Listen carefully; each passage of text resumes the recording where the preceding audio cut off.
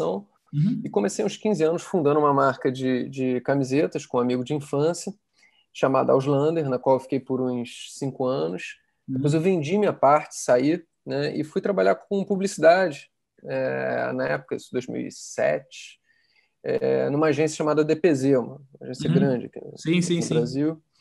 Enquanto eu trabalhava lá, eu montei uma marca que eu não via no mercado naquela época, assim, camiseta. Naquela época tinha muita camiseta estampada, né? Mas não tinha ainda aquelas camisetas mais minimalistas. Você obrigava o cara a usar aquelas estampas, aquela coisa. E naquela época eu já percebi que tinha uma necessidade de uma coisa mais low profile, mais quiet label, como eu chamava, né? E aí eu montei uma marca com esse objetivo, também fazer alguma coisa de alfaiataria. E aí, no meio disso, já conheci o Rony e o Nandão, né, de anos atrás, da época de Auslander. A gente se esbarrava nas salas de espera dos fornecedores, né? Então, a gente já se conhecia. E aí, o Rony viu, né, viu essa minha marca que eu comecei a revender para as mesmas multimarcas que a Reserva, e ele me ligou um dia e falou: pô, Pedrão, vamos tocar esse negócio junto? Uhum. Eu falei: pô, não sei, tô tocando isso como um side job, né? Tô aqui na agência e tal. E aí enfim, aí passei mais um tempo na agência e fui vendo que aquele modelo de agência de publicidade ali no início da primeira década dos anos 2000 era um modelo fadado ao fracasso, né? Dependente ali Uhum. de contas antigas, com mentalidade antiga, né? Os próprios donos das agências eram, em geral, senhores muito que viveram uma época glamurosa ali dos anos 70 e 80 e estavam mais interessados em rememorar aquilo do que olhar para frente. E aí Uhum. eu olhava aquele dia a dia e olhava, né, para a minha pequena marca ali, e o Rony ali e o Nandão de um lado empreendendo com a visão muito mais alinhada à minha do que aquela visão lá da antiga publicidade. Então acabou que um dia eu pedi demissão, liguei para o Rony: tá de pé esse convite? Tá, chega aí, vamos nessa. E a gente Uhum. fez um acordo ali rapidamente e eu entrei na reserva assim, no ano de 2009, tem 11 anos isso, levando, né, uma marca ali para dentro, que a gente operou ali durante um tempo, acho que uns 2, 3 anos, e eu acabei sendo depois aproveitado na verdade, foi até um certo embrião ali de algumas coisas bacanas que a gente acabou fazendo na reserva, e por isso eu acabei sendo aproveitado na própria reserva e fui fazendo diversas coisas nesses 11 anos ali dentro, né? Mas eu acho que dá para destacar, de 3 anos para cá, um papel legal que foi nos calçados, né? A gente tinha uma área de calçados, que era um licenciamento, e o licenciamento era aquela coisa que não tinha dono ali dentro da reserva, ficava, enfim, não tinha dono mesmo. Uhum. E era um híbrido entre uma área comercial, porque você tinha uma responsabilidade comercial de administrar a venda, né, do licenciamento, e tinha também uma área de produto. Então, como não tinha dono, eu acabei assumindo aquilo, e aí trouxe 2 pessoas comigo, né, uma para gestão, outra para produto, e a gente fez assim um turnaround no negócio de calçados ali. Fizemos várias mudanças, né? No produto, na qualidade do produto, começamos a lançar hits, né? A gente começou a chamar, primeiro a gente começou a chamar os calçados E deu uma travada aqui. RSV 223, RSV 207, umas coisas assim. A gente passou a Posso chamar eles pedir? por nome, né? Tá, Então o posso pedir primeiro foi só o para você. Nel. Pedro, posso pedir só para você repetir uma parte? Tá dando uma Ah, já sei. Você falou Claro. dos calçados, deu uma travada exatamente na hora que você falou dos calçados. Bom, então, estava falando dos calçados. A gente, acho que um dos papéis mais bacanas ali que eu exerci foi de 3 anos para cá, na Uhum. gestão da área de licenciamentos, que engloba Tá, calçados. A gente beleza. acabou até abrindo algumas outras na sequência. E os calçados era aquela coisa meio filho de ninguém, porque era um licenciamento, então não estava debaixo da área de estilo, não estava debaixo da área de revenda, Uhum. porque era um licenciamento e tal. Eu peguei aquilo, montei uma equipe e a gente fez um turnaround nesse negócio, e passando a chamar os calçados em vez de números. Os calçados tinham um número, era RSV, que é o RSV, 2 RSV 243, por aí vai. A gente começou a reduzir o mix entre si, e começou a dar nome aos bois, né? Nome aos calçados, literalmente, aos tênis. E fazia com muito carinho, né? Com muito carinho, realmente levando o propósito da reserva, que é cuidar, emocionar e surpreender, a gente levou isso muito a sério e começou a fazer tudo com muito carinho. E os calçados foram uma consequência disso. Então a gente aí trouxe o Neo, né, que foi o primeiro calçado de neoprene, né, do Brasil, isso em 2017. Depois viemos com Astral, depois viemos com Hero, que é o calçado um dos mais vendidos da reserva hoje, Canvas, né? Então diversos calçados super bacanas que fizeram toda a diferença aí no negócio e fizeram com que a gente passasse a ter um share de 12% da venda da reserva passou a ser calçado.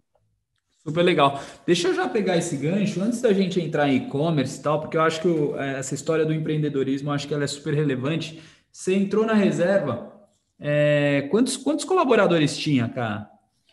Cara, quando eu entrei na reserva, eram 7 lojas e colaboradores em escritório, eu diria que algo como 30, um pouco mais, até uns Tá, 30 talvez, pequeno alguma coisa ainda, assim. entre aspas, Pequeno, ainda.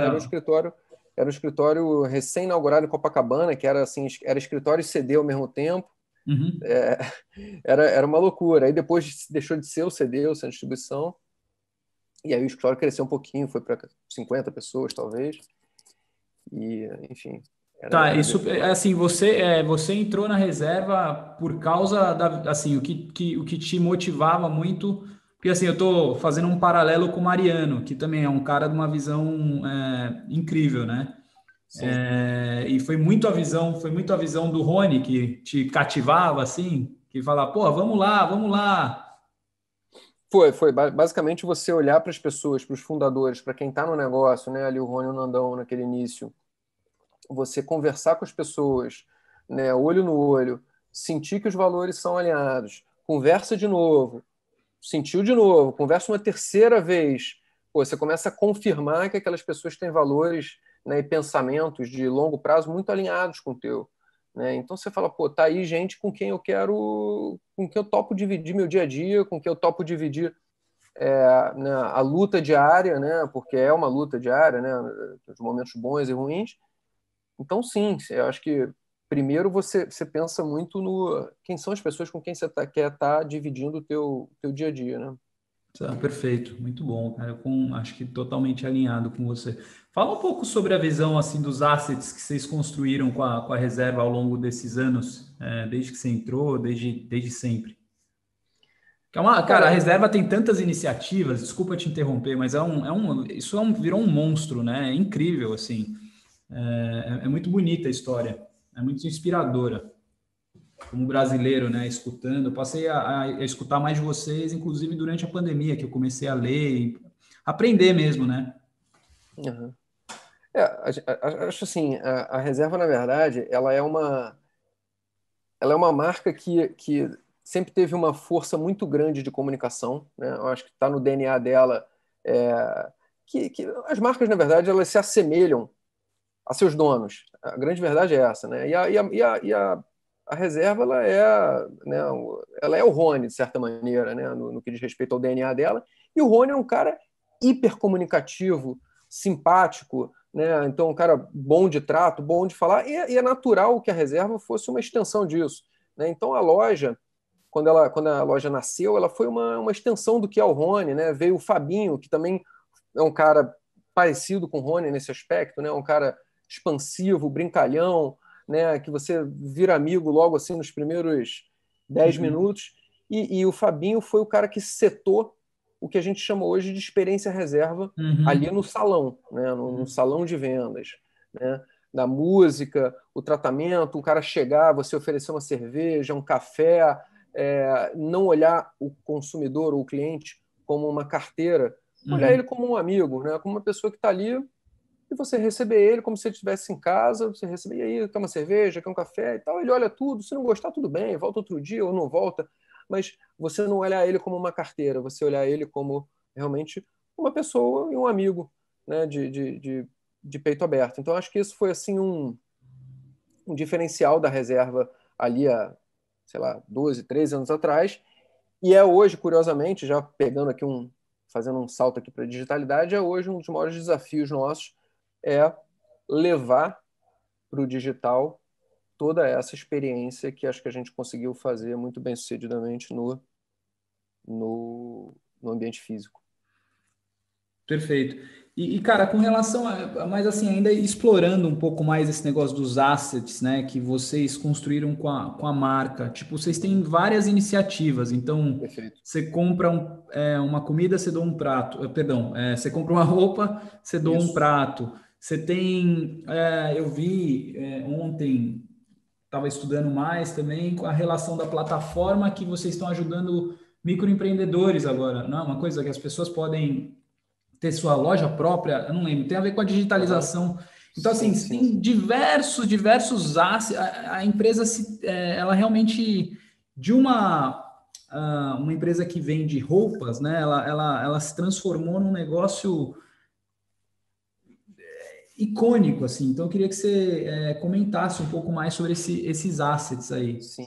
Cara, vou tentar falar rapidinho de alguns, né? Você mencionou um P5P, né? Um P5P é uma peça, 5 pratos de comida, né? A gente complementa a cada venda, né? A cada compra feita na reserva, a gente doa um valor equivalente à complementação de 5 refeições. É uma parceria nossa com a instituição Banco de Alimentos e com o Mesa Brasil, né? Que são instituições de São Paulo e de Alagoas, né? Que recolhem alimentos que estão ainda em condições de preparo e consumo, mas que iriam para o lixo por rigores da legislação, recolhem esses alimentos, fazem o preparo deles e servem em entidades a pessoas vulneráveis, né?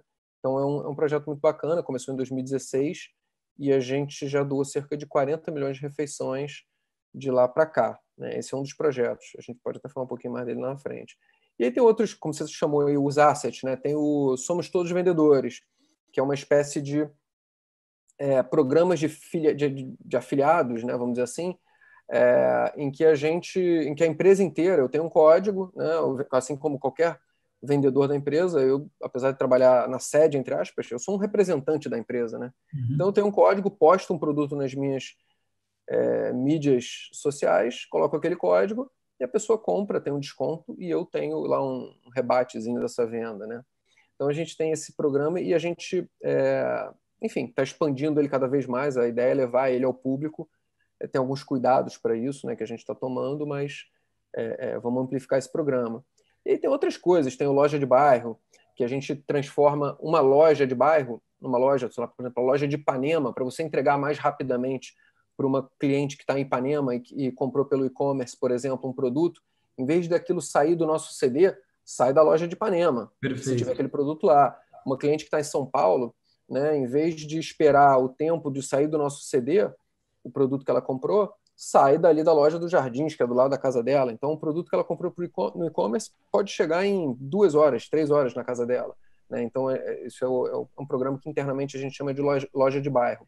O consumidor, o cliente, ele talvez nem perceba isso, mas a gente ali dentro está otimizando, criando coisas como essa para facilitar e entregar uma experiência melhor.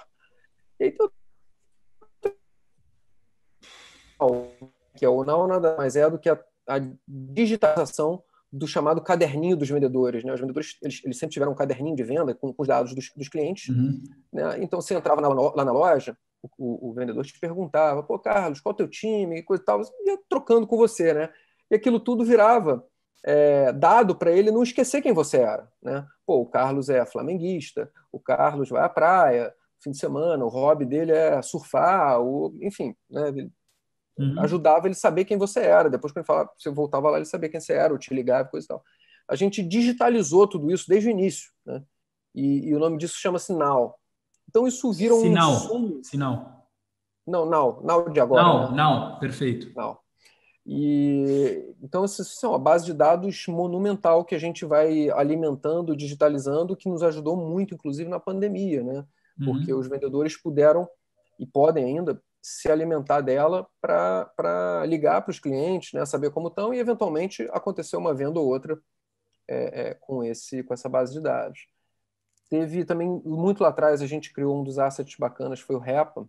REPA são as iniciais de reposição instantânea, em que a gente deixava o CD preenchido e as lojas relativamente pouco abastecidas, mas monitoradas, e você ia o tempo inteiro, você tinha caminhões levando para as lojas, levando e trazendo das lojas os excedentes, né, o que tivesse de mais naquela loja e o que tivesse faltando. Então você tinha uma inteligência que estava o tempo inteiro otimizando os estoques daquelas lojas, né? Vou te dar um exemplo, uma determinada loja, você colocou lá uma quantidade X de bermudas. Aquelas bermudas não vendem muito naquela loja, mas vendem muito na loja Y. Então, no REPA, você rapidamente identifica isso, faz essa troca, traz de um lugar, leva para o outro. Então, a gente adotou isso já também há mais de 10 anos. Entre outros, podia aqui ficar falando mais uns 5 ou 6 produtos ou assets desses que a gente criou ao longo do tempo, mas tem o Faça Você, o Neo Studio, enfim, várias coisas bacanas. Cara, é incrível. Deixa eu te perguntar uma coisa que está dentro da cultura de vocês. Como é que vocês trazem essas inspirações de falar, sei lá, você trouxe uma otimização da Amazon, que você vê que é uma parada de logística, e você traz para dentro da companhia. Como é que vocês fazem isso? De onde saem essas ideias? Como Cara, vocês organizam isso? É semanalmente?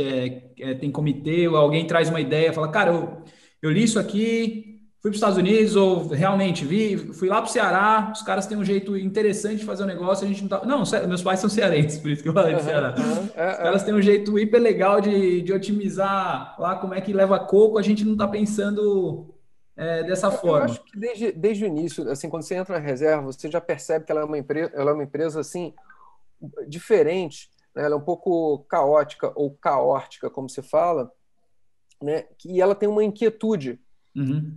que meio que propicia isso. Então, as pessoas que estão ali dentro, elas percebem cara, é um ambiente que está constantemente em transformação. Não é um ambiente estável, né? Uhum. Se quer estabilidade, não é a reserva o lugar, né? Assim, é bem claro isso.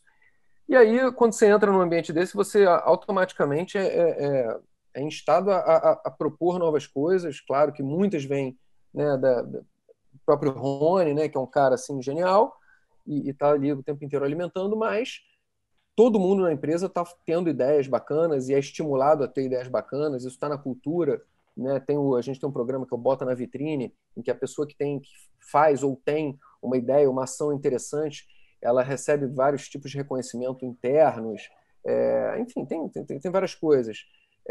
Por exemplo, fazendo um paralelo agora, a gente tinha um prêmio, a gente tem, na verdade, um prêmio semestral de encantamento, né? O vendedor, né, o cara ali do salão que fizer a história mais incrível Isso com eu algum vi. cliente, ele ganha 20 mil reais. Acho que no semestre passado era 20 mil reais. Eu não sei se nesse semestre vai ser esse valor. Então você começa a ter histórias fantásticas de clientes com a reserva Uhum. construídas pelos vendedores. E isso é reconhecido, né? Reconhecido publicamente na nossa convenção lá com mais de 2.000 pessoas. Bacana, bacana. Renato, bora lá. Você que é o cara especialista em e-commerce. Cara, eu estou aqui feliz de ver, né, tanta inovação de uma vez, transformação digital. Eu até cheguei a ver algumas lives de vocês, inclusive com o Alfredo, né? Na época da pandemia foi bem polêmico. Eu cheguei até a ficar assustado. Vocês fizeram um shift rápido, né? Vocês Uhum. colocaram o e-commerce aí em primeiro lugar aí, em tempo recorde. Eu achei isso muito interessante. Essa loja de bairro, esse projeto de vocês, é uma coisa que eu tento muito incentivar os meus clientes a fazer, né? Shipping from store, né? Que a gente conhece. Você ganha um lead time logístico incrível, você consegue entregar, por exemplo, no caso de vocês, em 2 horas. Isso realmente é impressionante, né? E até uma lógica, né? Sei lá, se a pessoa consegue sair da casa dela e encontrar uma loja minha em 1 hora, em 40 minutos, em 15 minutos, por que eu não consigo mandar um produto para casa dela em 15 minutos, né? Então, é bem interessante. Só que RP, eu não sei como que vocês estão de estrutura, etc., mas lida muito com ruptura, né? Esse é um dos argumentos quando eu tento levar essa ideia para o pessoal. Eu falo, cara, por que você não faz isso? eles falam, mas e a ruptura, como é que eu lido? Vocês têm muito problema nisso? Só para entender, fiquei preocupado com essa questão. Achei a ideia incrível, mas essa preocupação sempre tem, né? Porque normalmente estoque não bate, né? Da loja física com RP, né? Então essa é uma preocupação. Tem muita ruptura, não? É tranquilo? O que você acha Não, desse? não, não tem uma ruptura ali oscila, né, de acordo com a época. Claro que em ocasiões como Black Friday e coisas assim, você tem problemas maiores, né? Mas uma Uhum. coisa também interessante, né, Renato, que é o seguinte, que eu acho que acaba sendo até um antídoto para a ruptura em um dos produtos mais vendidos nossos. A categoria mais vendida, né, é a camiseta. E aí, a gente, alguns anos atrás, 2014, alguma coisa assim, 2013, 2014, a gente começou a comprar máquinas de impressão de camiseta, as famosas DTG, né, que imprimem diretamente, são máquinas da Epson, tem também a Cornet, que é uma israelense, que imprimem diretamente sobre tecido. Por que eu estou falando isso? Uma situação que geraria ruptura, né, por exemplo, no nosso produto mais vendido, você acaba remediando com isso Uhum. porque você vendeu lá 50 camisetas de uma determinada estampa, você não tem aquela estampa dentro de casa, mas você imprime ela. Né? Então, o que a gente, na verdade, no quesito camiseta, o que a gente precisa ter é a camiseta pronta, não necessariamente estampada. Né? Então, a gente conseguiu, de certa forma, uma solução interessante para administrar a ruptura dessa categoria, né? Que a gente chama de camiseta sob demanda. Incrível. Uma pergunta também que não dá para. Cara, eu achei bem inovador, na verdade, porque você produz se precisar, né? É, Basicamente na loja para resolver o problema. Irado. A gente já produziu na loja, mas agora Mas a gente a tirou da impressão, né? loja. A gente tirou, construiu uma. Porque a gente também foi aumentando a quantidade de impressoras, e aí a gente montou uma espécie, um pequeno parque gráfico, vamos chamar assim, com impressoras, e aí a gente produz centralizado e manda para a pessoa. Cara, incrível. Uma pergunta que eu queria fazer, já que a gente já está no mês praticamente do Black Friday, é como que vocês se organizam, né? Para a parte não de venda em si, né? Isso todo mundo se prepara, né, com previsão do forecast, mas o pessoal esquece, por exemplo, eu quero vender no dia do Black Friday o equivalente a um mês de faturamento ou 15 dias de faturamento. E aí, quando você faz isso, e obviamente se você faz uma promoção realmente forte, você vende para caramba, se você vende 15 dias, você aumenta 15 vezes a quantidade de tickets. Você aumenta 15 vezes a tua estrutura de saque. Você aumenta 15 vezes o teu warehouse logístico, né? Então essa estratégia de vocês de se preparar para o caos da Black Friday, como que vocês se organizam, assim, só para a gente ter algum insight novo A sobre gente isso? eu não sei se tem muito insight novo nesse sentido, né? A gente também não tem muito segredo. A gente basicamente começa a planejar o Black Friday 3 meses antes, tenta dimensionar aquilo, né, de acordo com a venda que a gente precisa fazer, que esse ano, inclusive, a gente vai chamar de Best Friday, tá? Que E legal. não toma e toma as medidas que a gente acredita necessárias do ponto de vista de fornecimento, do ponto de vista de estruturas no site, enfim, todos os desdobramentos que a gente precisa tomar, né? Agora, um outro ponto interessante, assim, né, que eu acho que a gente tem questionado muito, né? Eu sei que o que eu vou falar aqui é uma heresia, mas eu acho que a moda, é interessante falar isso, que acho que a moda, às vezes, ela está ela é um segmento que, como ela está ligada a comportamento, ela consegue capturar certas tendências, né, de comportamento diferentes de outros segmentos, né? E eu confesso para vocês que assim, o nosso sonho, assim, de certa maneira, era talvez nem fazer Best Friday ou Black Friday, né? E por que eu digo isso? A gente é muito sensível à questão socioambiental, a gente Uhum. sabe o impacto que o consumo desenfreado tem sobre o meio ambiente, E a gente tem pensado muito nisso, né, sobre a questão do ponto de vista ambiental, sobre a questão de depreciar o nosso produto, porque a gente acaba vendendo ele com uma margem irrisória.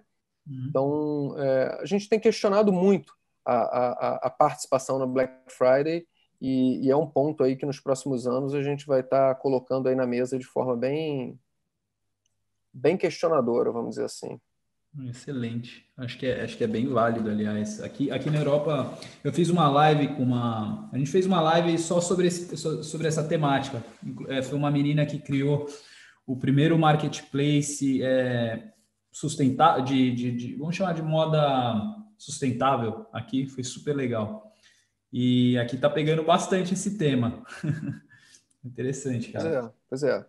O que você vê com as ESGs, né, ESGs, Uhum. né, aí Exato. nos mercados de capitais, né, realmente capturando uma atenção. Eu acho que o mercado financeiro ele está numa posição muito privilegiada nesse sentido, né, no sentido de determinar investimentos. E eu acho que, assim, já antecipando aqui uma coisa que eu acho que a gente vai falar mais adiante, eu acho que o futuro do varejo do e-commerce ele passa muito por isso, né, por marcas absolutamente atentas a essa questão socioambiental. Muito bom. Me diz uma coisa, ô Pedro, a sua posição é interessante, né? Que é de new business, licenciamento, novos negócios.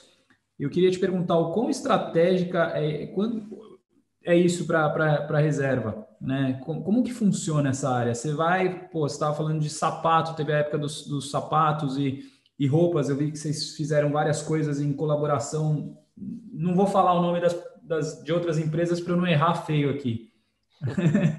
Não falar besteira. Mas do papel dessa área para a reserva e aí falar também da sua nova responsabilidade aí no marketing digital. Beleza. Não, vamos lá. Novos negócios, assim, licenciamento, o licenciamento já é um formato de negócio muito interessante, né? E a gente, o calçado na reserva, até aqui, ele é um licenciamento, e a gente também procurou fazer outros licenciamentos em segmentos onde a gente não tinha domínio, por exemplo, cosméticos, por exemplo, mochilas, calçados sociais, é um outro licenciamento. Então a gente está negociando também enfim, no setor de imóveis, né, imóveis Ah, e decoração. Tem outros setores que eu não posso ainda beleza. mencionar, mas reserva você começa a ter uma capacidade de assinar diferentes tipos de produtos, né? Alimentícios, Entendi. É uma automobilísticos e forma por de aí vai, crescer a né? marca, certo? De ter expansão de marca e Exatamente, estar presente em outros setores. exatamente. E aí, recentemente, que você comentou, eu acabei assumindo aqui a área que seria o marketing digital, vamos dizer assim, né? Para a gente tentar melhorar bastante aí nossa experiência online, nosso site. É um site que tem ainda algumas melhorias a serem feitas, bastante, na verdade. E também a comunicação, né? Em todas as plataformas, o que sai para o público, a forma que sai no digital, eu passo a ser responsável. Eu tenho uma par, né? Essa par minha, ela cuida do que sai do ponto físico, né? Nas lojas, vitrine, etc. E eu cuido na parte digital. Uhum. Ah, e falando de iniciativas digitais, eu acho que essa pergunta envolve ali pré-pandemia e pós-pandemia, até falar de crescimento de e-commerce, se houve, do que aconteceu da digitalização. Você falou um pouquinho antes, mas acho que Uhum. chegando mais oficialmente nessa pergunta aí, iniciativas digitais, o que a gente tinha, qual que era o estágio, né, da companhia antes da pandemia e agora pós-pandemia, o que vocês fizeram realmente, efetivamente, falar, cara, vamos lá, a digitalização é agora. Bom, a pandemia ela acelerou, acho que foi o Alfredo que falou isso, que né, ela acelerou 3 anos em 3 meses, né? E é verdade.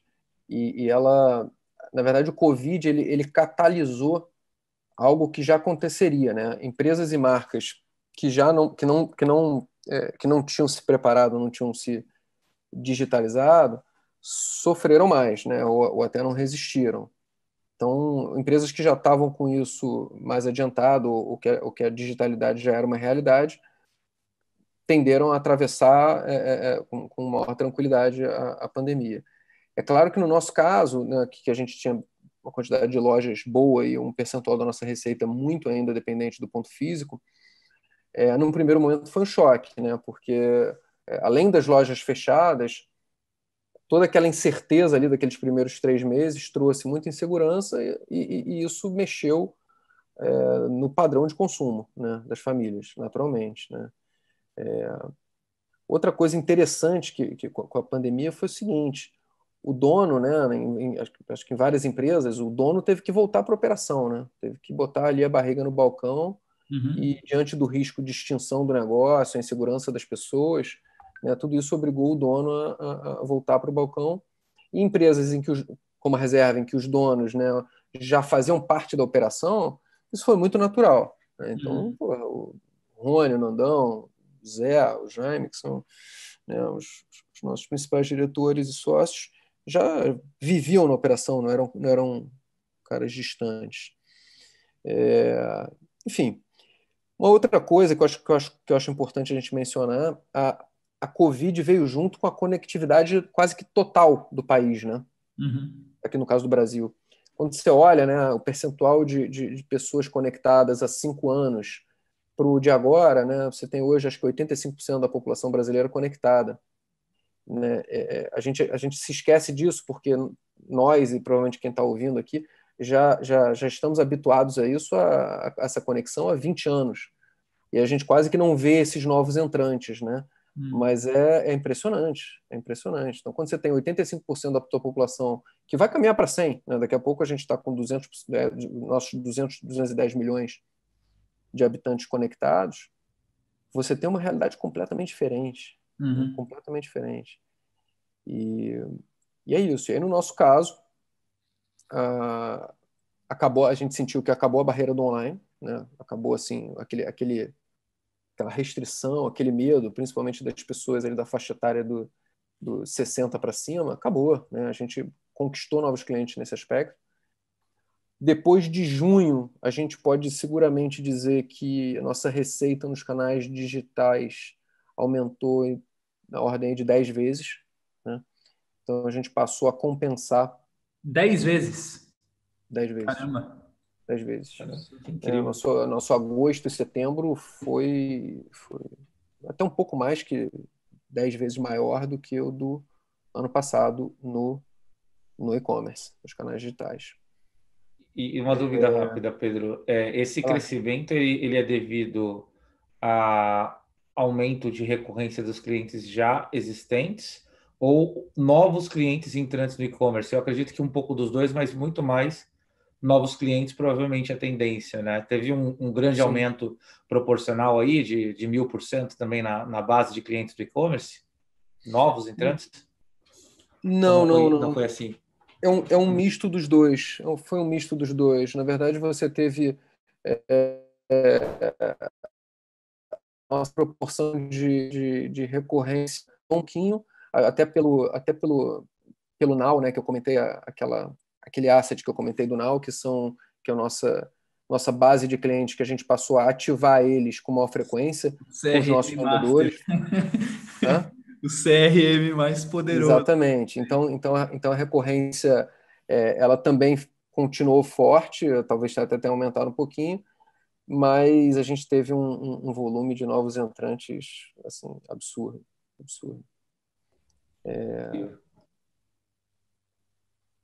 Muito bom.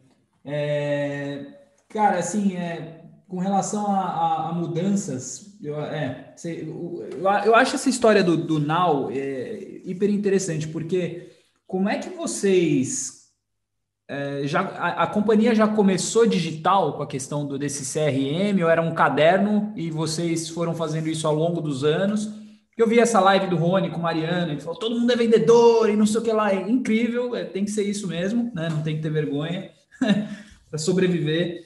Mas essa história desse CRM, de vocês saberem, terem essa base de dados dos clientes, como é que foi? Porque isso é muito importante para vocês, né? Me parece. Sim, sim.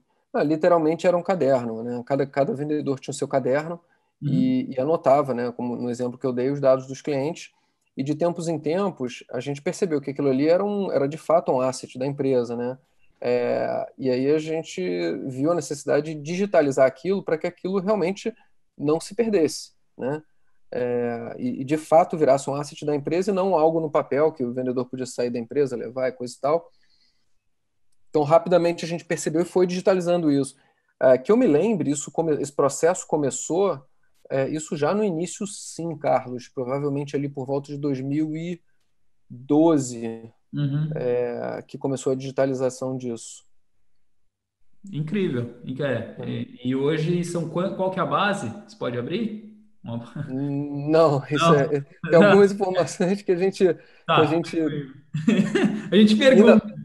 e ainda mais nesse momento em que a gente acabou bom, Ah, enfim, perfeito, nesse perfeito. momento atual de que a gente está enfim, que você está acompanhando aí e que a Sim, gente não. tá, não, tá certo. Tem que ser mais A gente, cauteloso. um dos tópicos que eu queria bater contigo, eu sempre falo, é o desafio tecnológico, né, para as grandes corporações hoje. Por exemplo, a gente, como consultoria de desenvolvimento de software, nós temos um software similar, né, que é um software de gestão de representantes de vendas e afiliados, que é um negócio bem complexo de fazer, né? E a gente demorou para fazer isso, inclusive na pandemia, não saiu assim num estalar de dedos. Isso que eu achei interessante, porque não é nada trivial construir uma solução dessa em meio à pandemia, no meio do pânico, né? Eu queria saber assim, que tipo de problemas, desafios, se vocês já tinham um pedaço disso pronto, quem que inventou esse treco aí dentro? Se foi equipe interna, se vocês contrataram gente, só para ter uma ideia mesmo de como que isso ficou pronto, cara. Que botar o time para vender pelo e-commerce não é um negócio trivial, né? Eu senti Não na é, pele cara. isso, senti na pele um monte de gente me pedindo, eu tive que fazer, mas não sai no estalar de dedos, entendeu? Então isso eu achei muito interessante, essa velocidade. Realmente, quando a gente estava fazendo, eu falei, ó, reserva tá indo nesse caminho. Eu tinha visto lá nas lives, falei, tá vendo, pessoal? Tem que fazer. Irado. Mas Pô, queria entender esse lado de vocês aí. Quão desafiador foi construir isso, cara? não, é bizarro, assim, e aí eu acho que tá no exemplo lá da liderança, né, que de você, na crise, não adianta ficar choramingando ali, né, a gente realmente partiu para soluções, para encontrar soluções, porque a gente percebeu que a sobrevivência estava em jogo, né. E aí, assim, a gente tem, por exemplo, um diretor de varejo, que é o Fabinho, que eu comentei, que né, foi o cara que setou ali a experiência do varejo lá atrás com a Camila, no salão de vendas. Ele foi o cara que basicamente transformou parte da força dele, que passou a ficar em casa, né, a força de vendas dele passou a ficar em casa, essa força de vendas passou a vender pelo site, né, e Uhum. passou a usar a base recorrente que você mencionou, né, e a base do Now. Então essa turma pegava, aí o Fabinho seria a melhor pessoa para explicar isso, né? Ele fez uma lógica de agendas, né? Hum. Em que o Now distribui ainda para cada um desses vendedores uma agenda para ele ligar durante o dia, né? Com alguns cuidados para que o mesmo cliente, para que o Carlos, né, o Renato, não recebam telefonemas com um intervalo menor do que, por exemplo, 3, 4 meses, né? Senão fica uma coisa Ah, realmente, né? Mas são telefonemas educados e tal, não é aquela sem coisa dúvida. telemarketing, nada disso, né? Sem dúvida. Não, E, mas é incrível, porque se vocês não fizessem isso e liberassem a base de qualquer forma, uma pessoa ia receber 7, 8 telefonemas por dia, né? Então, pois isso é. foi uma estratégia bem inteligente, né? E organizada, cara. E Parabéns. você sabe, e tem uma outra coisa legal, Renato, um dos assets que é bom comentar nessa tua pergunta, que também nasceu lá atrás, junto com o Now, que é o chamado reservado. O reservado é o seguinte, é uma mala que o vendedor ou o gerente, né, lá atrás, ele levava para a loja do cliente, né, ele sabia o que um determinado cliente mais gostava, ele montava uma mala de roupas com várias coisas legais, deixava na casa daquele cliente, o cliente experimentava, e o que ele queria ele ficava, e o que ele não queria, o vendedor passava 2, 3 dias depois e buscava, né? Então a gente já fazia isso lá atrás, desde 2009, né? Desde 5 lojas já fazia isso. E na crise isso também foi muito valioso, porque os clientes que não queriam, né, sair de casa, ou não podiam sair de casa, e os vendedores que também não podiam, a gente dava um jeito de a mala chegar até a casa do cliente e depois fazia o acerto, né? Então o reservado funcionou lindamente, né, na pandemia. Esse modelo hoje vocês têm pelo e-commerce também? Se a pessoa quiser utilizar... Porque eu já vi algumas operações de moda que tem uma estratégia similar, provavelmente copiaram de vocês, que é mandar uma mala de roupa na casa do cliente e a logística reversa, na verdade, vai ao teu favor, né? Cara, tá aqui um monte de coisa do teu tamanho, você devolve o que você não quer ficar, né? Isso já existe no e-commerce, essa opção, se alguém quiser contratar esse serviço, né? Sim, sim. Na verdade, a gente tá melhorando esse produto no e-commerce, né? O e-commerce tem uma vantagem. Acho que foi eu que caí. Você tá aí, Carlos? Eu tô aqui. Ah, então tá. Então deve ter tido algum probleminha de conexão na opção do Pedro, mas... Eu até tirei minha câmera aqui para... Vamos ver se ele volta. Se tiver como deixar o link fácil para ele lá... Eu dei para ele, eu mandei pelo WhatsApp. Direto. Então, beleza. Então ele já volta. Tranquilo. Oi, pessoal. Voltou? Oi, Pedro. Beleza. Voltei. Ótimo. Habilita o vídeo ou não? Calma aí. Só um minuto.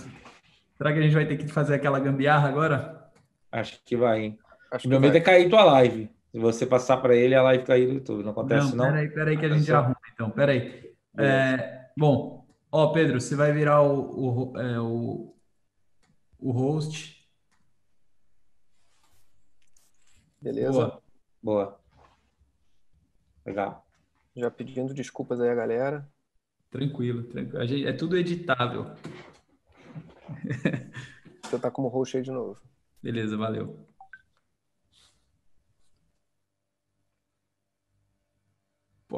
Renato. Você estava falando, Pedro, sobre esse modelo de entrega de vocês, né? O reservado no e-commerce. E aí, nesse momento, quando você explicou que tinha algumas melhorias para fazer, mas o e-commerce tem algumas vantagens, exatamente nessa hora caiu, tá? Perfeito. A gente está melhorando esse sistema do reservado no e-commerce. Agora, o e-commerce tem uma vantagem em relação a isso, e a gente vai começar a dar troca até 60 dias, que é isso, né? O consumidor ele pode fazer uma compra e com uma troca em até 60 dias, ele pode fazer uma compra até para experimentar, testar e devolver.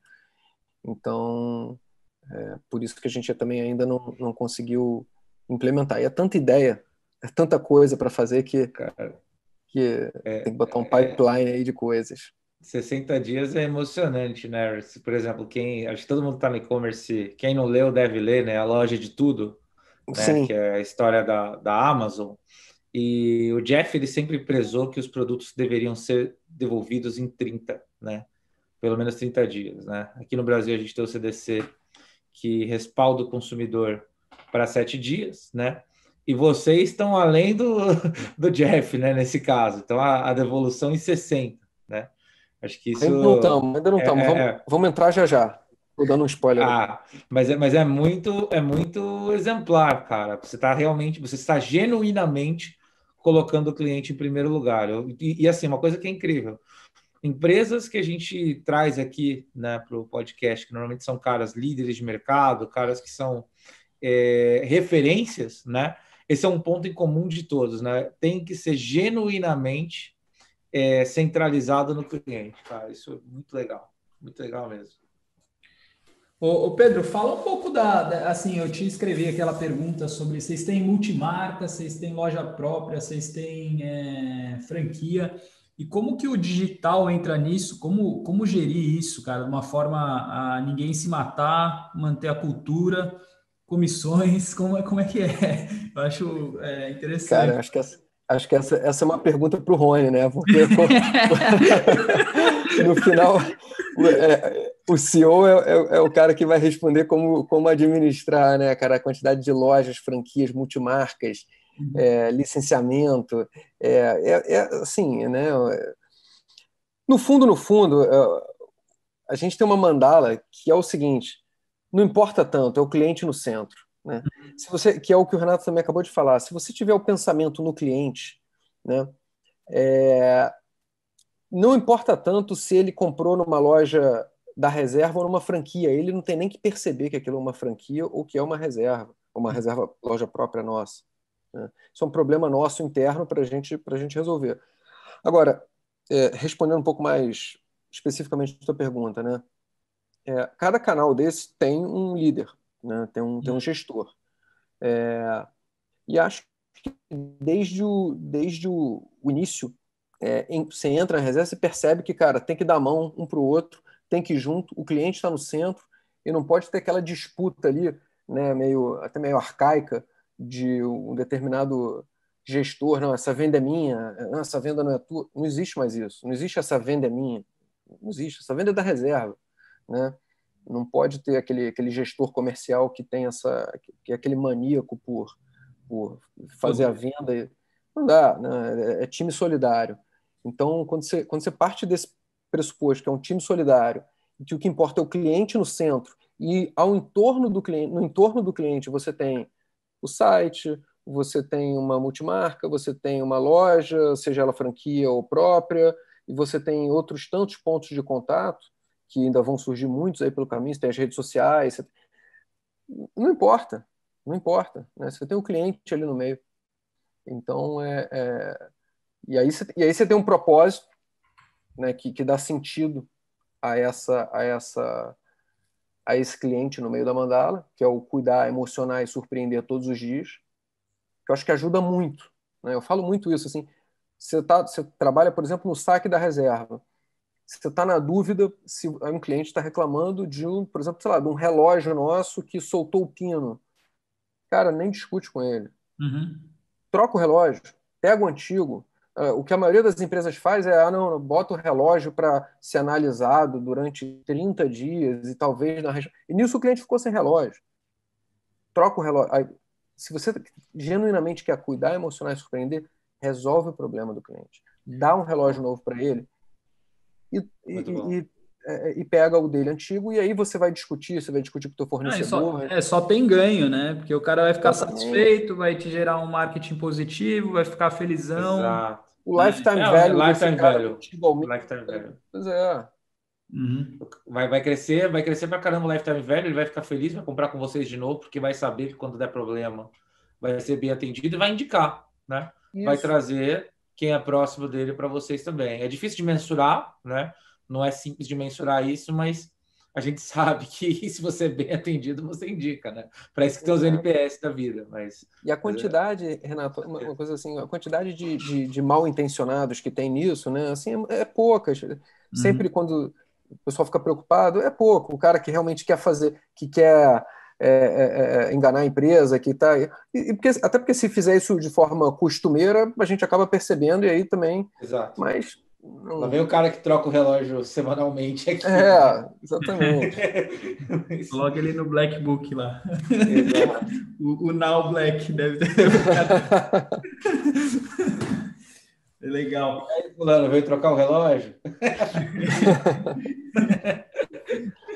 Não, se tem o relógio, até porque é um item mais caro, né? Assim, mas, pô, camiseta, outras coisas. Quando chega em mim alguma situação dessa, eu falo, pô, gente, cuidar, emocionar e surpreender. Troca, ou dá um vale, se não tiver o mesmo produto, dá um vale no valor daquele produto pro cara imediatamente, nem pergunta muito, cara. No questions asked. Tipo, dá e vamos nessa, vida que segue. Muito bom, muito bom, muito bom. A gente já tá aqui, ó, Renato, bem no final, para amarrar, tem duas, né? Tem sobre a Ares e a reserva Sinergia, que eu tinha colocado para você, o que você puder comentar, Pedro. Mas acho que é interessante, né? Sem dúvida. Duas empresas que são bem icônicas, a Arezzo gigantesca aí. Eu acho que tem dois pontos aí também, porque o primeiro ponto é assim, a marca pessoal do Rony, ela tem uma impressão muito forte na companhia, né? E eu particularmente, eu acredito muito que empresas, elas nascem de marcas pessoais e personalidades e valores e princípios, e isso transborda para o resto todo. Aí do ponto cultural, como isso se manter, né? Com uma companhia agora com Arezzo & Co, não é? Agora que virou? A R e Co. A R & Co. Grupo. E acho que também falar sobre essa nova tendência aí, né? De que, cara, o Rony, querendo ou não, é influenciador também, né? Quando você olha, é um influencer, né? O cara que tem uma voz e, porra, transborda a reserva apenas. O que ele fala, sim. as pessoas vão... Muita gente vai falar amém e, pô, tem valor aquilo, né? Então, isso hoje no mercado é interessante. Acho que formadores de opinião sempre tiveram o seu valor, mas hoje, talvez com mídia social, isso aparece mais, né, para a gente. Tem uma geração nova. Então, eu queria que você comentasse um pouquinho aí sobre essa junção da Arezzo e da Reserva. Como é que você... né, as expectativas. E depois a gente vai falar de futuro de varejo. Não dá para falar muito ainda, assim, né, por vários motivos, assim, mas, assim, o que dá para comentar, que é assim, mais óbvio, assim, a gente está super feliz, né, a Arezzo é um gigante, um colosso, e com um know-how enorme em calçados femininos e franquia, né, e também todo esse know-how da questão industrial, né, que suporta um colosso desse tamanho, né. Enfim, a gente tem 700 franquias, nós temos 70, então, assim, 10 vezes mais. E tem toda uma questão industrial e o know-how do calçado feminino. A gente tem o know-how em vestuário, né, mais especificamente o masculino, mas também com as nossas iniciativas no infantil e no feminino, com a Eva. E a gente tem também esse lado, essa aptidão de construção de marca, né, de branding, etc., que é bem forte. Então, assim, dá para enxergar algumas sinergias e algumas resultantes dessa junção aí, né? Claro que não dá para agora falar aqui muita coisa, mas tem uma complementaridade muito forte, assim, e do pouco que a gente, né, já teve, assim, de contato, dá para ver que a coisa vai ser, assim, muito, muito interessante. Futuro do varejo. Solta a bomba aí. Já dá até uma adiantada nisso, né? Mas acho que agora vamos falar desse tópico mesmo, né? Acho que vai visão assim. Bom, vamos lá. Vou tentar dividir aqui em duas questões, né? Uma, acho que tem a questão da digitalidade, né? E aí eu vou falar, gente, que é um pouco mais no caso da moda, tá? Que é um pouco que é meu segmento, né? Que aí eu acho que a gente vai ter que resolver bem a questão de você transportar, no caso da moda, você transportar para a tela, né, para o ambiente digital, aquela experiência do ambiente físico, que no final de tudo, significa você gerar uma emoção. No final é isso, né? Você gerar uma emoção no cara, né? Uma emoção de que aquela experiência foi boa, né? E despertar lealdade, despertar fidelidade, despertar um sorriso, despertar gratidão. A gente tem que conseguir isso na tela, né? A experiência para a jornada consumidora. Tô quase que clichês aqui nesse momento, né? Mas assim, tem que ser lúdica, tem que ser prazerosa, tem que ser rápido. O consumidor, durante o atendimento e o pós, tem que conseguir te encontrar, falar com você rapidamente. Enfim, tudo isso a gente tem que solucionar isso cada vez melhor aí na digitalidade. O outro ponto é diminuir cada vez mais o tempo de entrega, né? Seja através dessas lojas de bairro e iniciativas logísticas, mas a gente também tem que olhar muito, muito para a logística, né? O marketing, nesse momento, tem que olhar para a logística, para entregas rápidas e etc., né? Destacaria também um outro aspecto interessante, até do meu lado aqui de design. A gente vai ter um desafio cada vez maior de montar interfaces bacanas, boas de navegação, para telas largas, né, telas curvas largas, e para esse bichinho aqui, né, para o mobile. Parece trivial, mas não é, né? Porque até então a gente vinha, não, vamos fazer uma coisa responsiva. Vai começar a ser mais difícil você fazer um bicho responsivo para uma telinha pequenininha vertical e uma tela wide horizontal curva, né? Que a gente vai começar a ver daqui nos próximos anos. Entre outras coisas que você vai ver, né? Na TV e por aí vai. Então, que eu prevejo é que você vai, de fato, o teu time de desenvolvimento, talvez, também quero ouvir vocês aí nesse aspecto, começar a ter que se debruçar na questão de interface com essa atenção para as diferenças, né, de tamanho, principalmente, e proporção.